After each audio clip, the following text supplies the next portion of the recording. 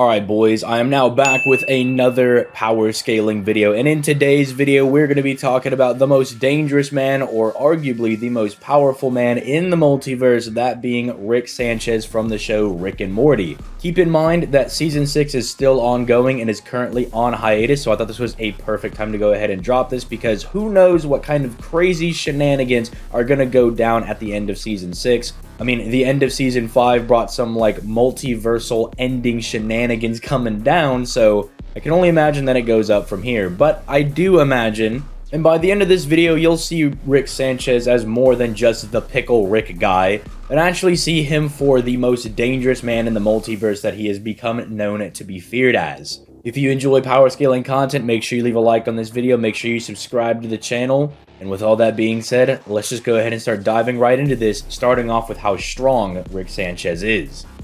Now, a lot of Rick's power comes from the tech that he creates, and arguably you could say that he is like a human-level fighter with some higher dimensional level of technology. But I like to kind of build up and work from the ground up. So starting even from the first episode, Rick was capable of developing a neutrino bomb that was going to blow up the planet, and 2 seasons later he actually improved it to being capable of wiping out the entirety of the solar system. And that's kind of unfortunately where the lower end feats for Rick actually stop. Because after that, you start to get things like in Season 2, Episode 2, Rick's antimatter gun was able to kill the higher dimensional fart cloud, the one that sung the galaxy song for Morty, and was a being that was going to go get other higher dimensional beings to come and wipe out every carbon-based life form in the main timeline. However, maybe higher dimensional isn't really specific enough for you because they don't specify from what dimension this being actually comes from. Well, in the episode before that, Season 2, Episode 1, Rick was able to just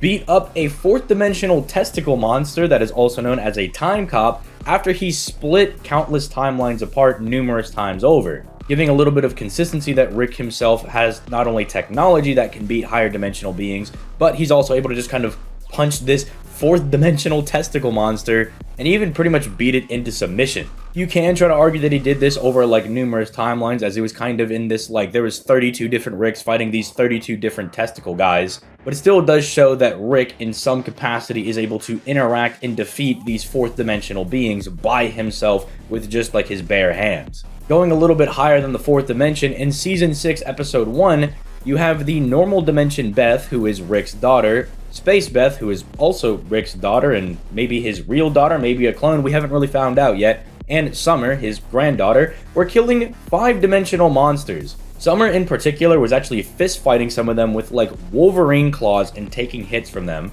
And the reason that Rick particularly scales to them is, well, A, he's known as the most powerful and most dangerous man in the multiverse, but he's actually also already beaten Space Beth when she tried to jump him in his garage a bit earlier on in the show. You could maybe argue that they just have insanely OP spacesuits, but even if that's the case, 1, we do know that Rick was at least able to fight this 4th dimensional testicle monster, and B, Rick could just put on a suit like this, as we do know that he does have his own suits of power armor and stuff that he could just equip, that I guess if you're arguing that it's just the armor, would make him a 5D level fighter. We also know that Rick can just kind of casually create technology and this fit of rage for Morty that splits the timeline apart into near duplicate timelines, and they are as equally probable realities, and then has another device that can merge all of those timelines back into one, which is later revealed to just create a wholly new timeline where all things fit exactly how he wanted. The context for this is that basically he built a device for Morty that almost functioned as a quick save. We've all seen the meme where someone is like, oh, quick saving right before I do this action. Well, Morty actually had that ability, but every time he did that, he pretty much killed a different Morty in an equally possible timeline. And over the course of the episode, you see him doing this countless times for some of the just dumbest stuff. He literally did the whole Harambe meme and just jumped down in there just to see if he could do it. And we later learned that Rick had to merge all of those timelines back together with a different device and create a whole new timeline where everything was all equally likely to happen all at the same time. So it's also pretty impressive for his technology, but also kind of big brain at the same time. Now, recently in the latest season, he has claimed the title of the strongest being in the multiverse, Prior to that, he was only known as the most dangerous man in the multiverse, and there's only been a few people in the story of Rick and Morty that have really been able to challenge him. First, there is Zeus, who is the other suitor of Gaia, and if you don't know who Gaia is, it is like a living planet that you could say that, well, Rick may have had relations with at some point,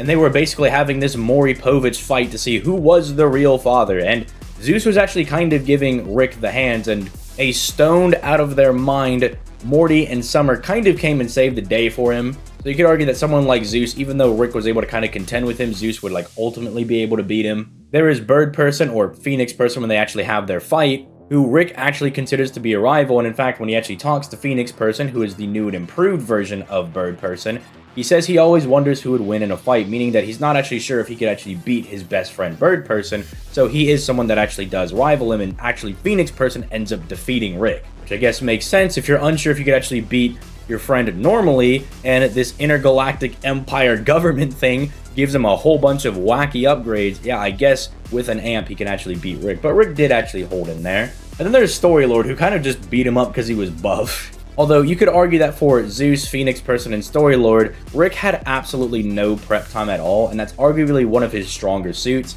Very similar to like a Batman-esque character, that with no prep time, he was still able to hold in this well, and he was already that well prepared to take these people on, is still no feat in and of itself. With Mr. Nimbus being his only true rival anymore. Although it's kind of hard to ascertain the nature of this rivalry, because Rick kind of considers that he doesn't need Nimbus anymore, but at the end of the episode, Nimbus kind of beats him up a little bit, but then again, that's kind of like Rick being off guard, so kind of hard to tell a little bit there, but then again, you could argue that Nimbus actually does kind of live up to the hype of being Rick's true rival, because Rick was bested by like these weird dog people who just became like insanely technologically advanced, and Nimbus just kind of came in there and just beat them all up with some water. So I'll let you guys argue in the comments down below, does Nimbus actually scale to Rick? A little bit of a funny thing from the Storylord episode is that if Rick truly is the strongest person in the multiverse now, there is this almost random inserted dialogue in that episode where you have this gaseous guy who just says, yeah, I'm just the concept of time, which is really strange, and it was kind of came out of nowhere. It had no connection to the episode at all whatsoever. But if Rick truly is the strongest person in the multiverse, and you have some guy who is just vibing as the concept of time, it would mean that Rick in some capacity would be strong enough or have some way to contain a living concept. So also keep that in mind. But yeah, I know that was kind of a lot, but that's just for his AP. His speed is actually a bit more simple. Rick's speed actually might be a little disappointing when it actually comes down to how strong this guy actually is. Because even if you don't believe that, like, oh, well, maybe he's not 4-dimensional, and maybe he's only, like, able to fight these 5-dimensional snake monsters that they fought in Season 6, Episode 1 because of the armor that he has, it's a little disappointing that he really doesn't have the best speed feats. You could say stuff like his ship is massively faster than light plus, as it's able to, like, travel across the galaxy really fast. But unfortunately, one of his best feats is probably just being able to move and stop time, as he was able to stop time himself for 6 months to clean the house. This was in Season 1, Episode 11. Now, being able to move and stop time is a little contested in the Versus community, because it's either the character is truly moving in no time, where the speed formula is speed equals distance divided by time, and if time is stopped, i.e. there is no time, speed would equal distance divided by 0, and giving you an undefined or infinite amount of speed. However, the issue is that some characters are just immune to time-based abilities. For instance, I imagine in Bleach, if someone had the power to stop time, but they were only as strong as a normal Hollow, they wouldn't be able to use their time stop abilities on someone like Kenpachi. And so we wouldn't say that Kenpachi in that scenario has infinite speed, we would just say that he is immune to that guy's time-stopping abilities, and that would be more of like a resistance for him. However, as many of you guys probably do know, Rick and Morty is based in science. It is a very scientifically accurate show, to the most part. I mean, aside from them being like, oh yes, this Glimglop over here is doing some flimflams. Aside from all that wacky stuff, it is still based and rooted in science, and so on that fundamental principle, this should just be true time stop, and Rick and all of his family are just able to move throughout it freely. Worst case scenario, you can maybe argue that the device allows them to move in stop time, maybe it grants them that permission. In which case, this would be more relegated to a hacks for Rick that is able to stop time and then just freely move about it as he wishes, as opposed to just having infinite speed. There's also another thing that is a little contentious as well, is that Rick really looks down on time travel, which I know a lot of people in the Versus community are like, ooh, time travel, that's immeasurable speed, that's really good. Well, the unfortunate thing for Rick is that he doesn't do it with like time traveling boots, or he doesn't have like a cape that like sends him through to the future. He literally just has this wristwatch that functions as a time machine. So he's not actually going through time himself. We never see him like running there or anything. We just see him pop a button and he's able to go back in time, which is really OP as like a hacks, but not very good for speed. Because at the very least, if it was like some time travel boots, then at the very least we could say, okay, he has immeasurable speed as long as he's wearing the boots. Granted, we have not finished Rick and Morty yet. We still, again, have yet to finish Season 6, and maybe there'll be some insane nonsense coming for that, but as of right now, the best you can argue for Rick is that he has infinite speed, but even that could be a little contentious because you could argue that the device is allowing them specifically to move and stop time. Then again, the only people that are able to move in that stop time are Rick, Summer, and Morty, and these are like kind of the actual main characters of the series. I mean, Rick, the most powerful guy in the multiverse, Morty, his assistant, and Summer, who just always seems to go ballistic and just like kill a bunch of stuff. I mean, she was fighting 5-dimensional like snake creatures, for crying out loud. So if you wanted to argue that like, well, they really wouldn't need it to have those precautions put in place to allow them to move and stop time, then you could also counter argue that as well. But I'll let you guys argue that in the comment section down below. Finally, we have Rick's actual hacks and abilities, and this is just a bunch of very strange but really OP things that he's able to do. So let's just go ahead and start getting into these. So first and foremost, there's the iconic portal gun, which allows him to freely travel to any location in the multiverse, go to any dimension, and pretty much gives him free reign over doing whatever he wants to do. It's why he's considered to be so dangerous. We know that it also does have combat applicability because he will just send people to different dimensions with his portal gun. So if he's fighting Joe Schmuck over here, he could just like shoot a portal like in front of himself or at their feet and they would fall into some random dimension. I mean, even something like the Razor Blade dimension that apparently just chops you up immediately into tiny bits and pieces as soon as you try to enter it. So even just something simple like that. He also has that antimatter gun that is capable of killing higher dimensional beings. He also has concentrated dark matter, so this guy could literally just do the Star Trek like black hole gun thing if he wanted to. Haven't seen him do it, but thought it was kind of fun to bring up because I always thought that scene was really cool when I watched it. And I'm like, hey, Rick could also do that as well because he's got both of the pieces that he needs. He just needs to combine them together. I'm going to be calling this next one the DNA gun because what he does is he shoots a bit of his DNA into another creature and then he pretty much bursts out of them like a xenomorph, right, from like the Alien franchise. And he uses this against his toxic self. He like shot it into his neck, got a bit of his own DNA, shot it into him, and then it seemed to gestate for maybe like 30 seconds to a minute, maybe tops. And then he like bursted out of their chest and became a fully formed Rick in like the matter of a few moments. And this isn't the only ability that Rick is going to showcase, by the way. Spoiler alert, that's going to just make it really hard for him to die. He has a Men in Black style memory erasing device that he's used on Morty numerous times, as we see in like the Morty's Mind Blower episode that he erases all of the bad memories that Morty doesn't want to remember. It's unclear if it can actually like wipe all of people's memories or if he only uses it on specific memories, because we haven't really seen him use it on somebody and make them just go completely catatonic.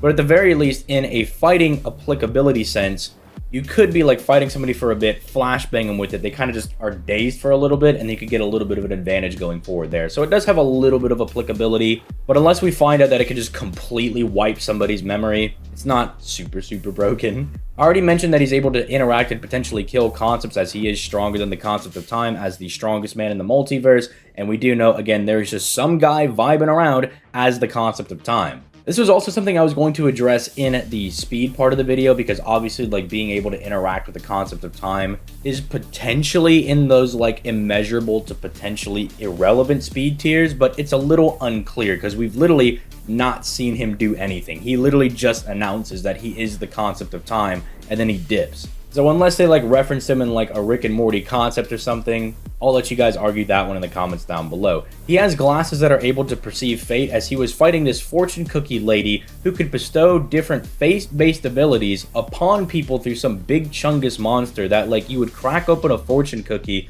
and it would say, you're gonna have really good luck today. And that person would be fated to have good luck for the rest of the day. Or one would say, you cannot die, and that person literally could not die. And the glasses that Rick built actually could see those fates of those people and see what abilities they had.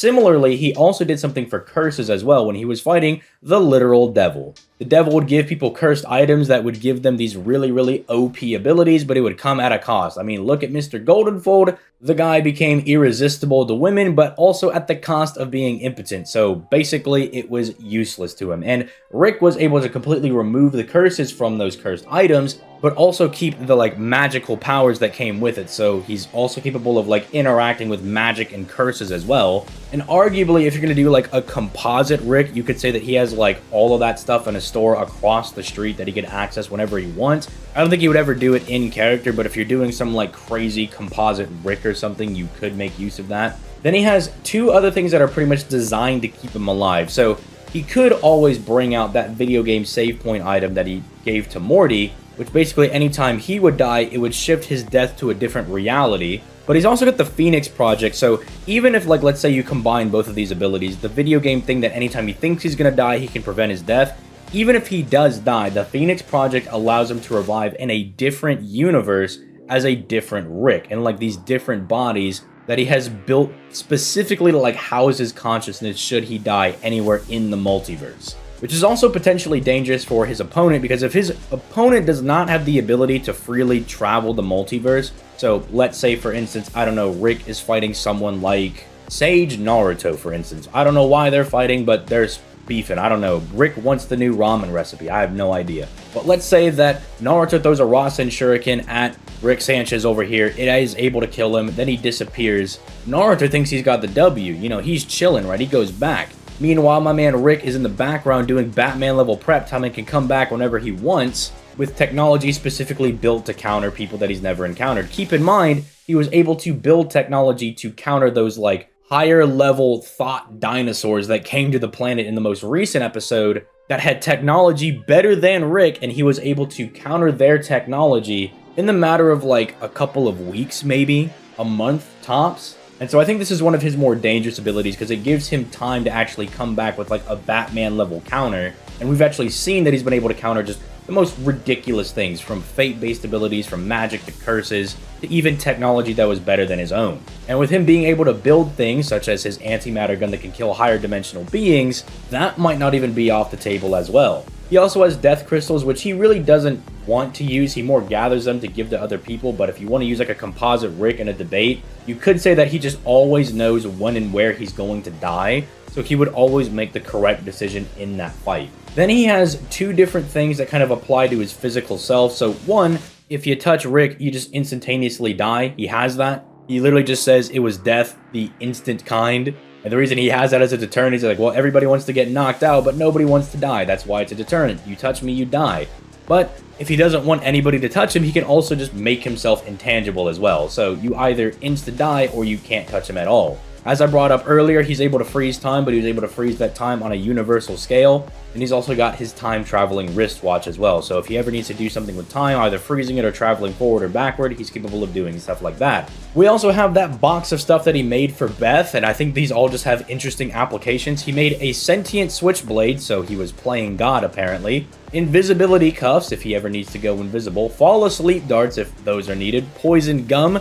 Maybe he could offer someone, I don't know why I'm using Naruto, but maybe he could offer Goku some gum and he would just die to that, I guess. An indestructible bat, which I guess if he's capable of building higher dimensional killing weapons, might be a higher dimensional bat. Mind control hair clips, and an entirely different world for his daughter that can be accessed by drawing a door.